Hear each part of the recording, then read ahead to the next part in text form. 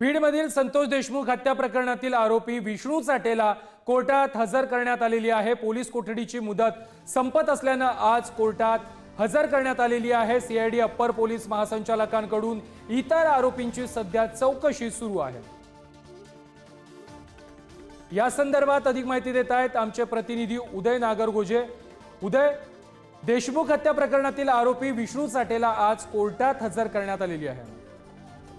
नक्कीच प्रथमेश, आपण जर बघितलं तर हा जो तपास आहे देशमुख यांच्या हत्या प्रकरणाचा तो सीआयडीकडे वर्ग करण्यात आला आहे। त्या पार्श्वभूमीवर सलग दुसऱ्या दिवशी सीआयडीचे अप्पर पोलीस महासंचालक बोर्डे हे बीडमध्ये दाखल झाले। आज सकाळीच ते बीडमध्ये आले तर त्यांनी थेट बीड शहर पोलीस स्टेशन गाठले। या पोलीस स्टेशनमध्येच हे आरोपी जे आहेत या प्रकरणातील ते या ठिकाणीच पोलीस कोठडीमध्ये आहेत। त्यांची चौकशी सकाळपासून सुरू आहे। तर दुसरीकडे विष्णू चाटे हे जे आरोपी आहेत त्यांचे पोलीस कोठडीची मुदत आज संपत होती, त्यामुळे सकाळी झालेल्या चौकशीनंतर त्यांना न्यायालयात हजर करण्यासाठी पोलीस घेऊन गेले। तर केज येथील न्यायालयात त्यांना हजर केलं जाणार आहे।